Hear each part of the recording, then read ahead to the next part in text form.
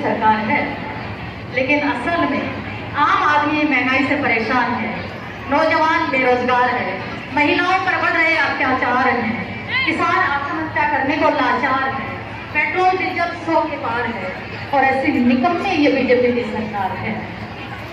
सबसे पहले बात करूं महिलाओं की, हमारी आधी आबादी की, तो हमारे शास्त्रों में कहा गया है, यत्र नार्यस्तु पूज्यन्ते रमन्ते तत्र देवता, यत्र नास्तु न पूज्यन्ते सर्वास्तत्र फलानि स्त्रियः।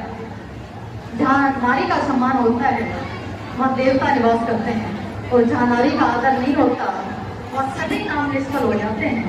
और इस बीजेपी सरकार में महिलाओं का जितना अपमान हुआ है उतना पहले कभी नहीं हुआ। महिलाओं पर अत्याचार दुराचार के केस लगातार बढ़ते जा रहे हैं। राजस्थान में पिछले 6 महीनों में 20,000 से ज्यादा नारी उत्पीड़न के केस दर्ज हुए हैं। और ये एक अकेले राजस्थान की बात नहीं है, पूरे देश के कमोबेश यही हालात है। मणिपुर में हमारी बहनों को निरंतर सड़कों पर घुमाया जाता है और इस गूंगी बहरी सरकार के कानों पर जू तक नहीं रहती। हरियाणा की हमारी खिलाड़ी बेटियां, जिन पर पूरे देश से गर्व होना चाहिए, जो देश के लिए मेडल जीत कर लाती हैं, बीजेपी का एक सांसद ब्रजभूषण शरण सिंह उनके साथ बदसलूकी करता है, और जब वे जंतर मंत्र पर धरना प्रदर्शन करती हैं तो उन्हें डराया धमकाया जाता है, उन्हें सड़क पर घसीटा जाता है। और हमारी एक बहादुर बेटी कर्नल सोफिया कुरैशी, जिसका पूरे देश को नाच है। मध्य प्रदेश में बीजेपी का एक मंत्री विजय शाह उन्हें आतंकवादियों की बहन कहकर संबोधित करता है, और बड़ी शर्म की बात है कि उसके बावजूद उसके खिलाफ कोई कार्रवाई नहीं होती जब तक कि हाईकोर्ट का आदेश नहीं आता।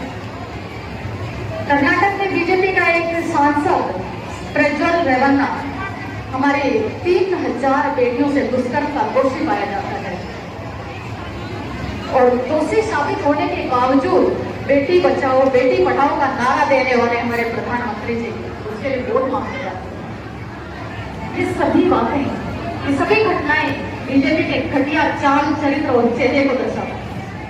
और हाल ही में अमेरिका ने अपने नागरिकों के लिए ट्रैवल एडवाइजरी जारी की है, जिसमें कहा गया है कि अमेरिकी महिलाएं भारत में अकेले घूमने ना जाए, उनके साथ दुष्कर्म जैसी घटनाएं हो सकती हैं। ये पूरे देश को शर्मसार करने वाली बात है। ये बीजेपी के कानून व्यवस्था का फेलियर को दर्शाती है।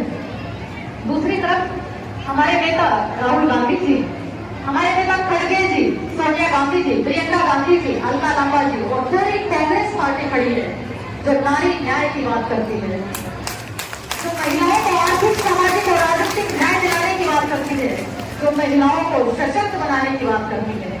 कांग्रेस ही वो पार्टी है जिसने देश को पहली महिला मुख्यमंत्री दी। कांग्रेस ही वो पार्टी है जिसने देश को पहली महिला प्रधानमंत्री दी। कांग्रेस ही वो पार्टी है जिसने देश को पहली महिला राष्ट्रपति दी।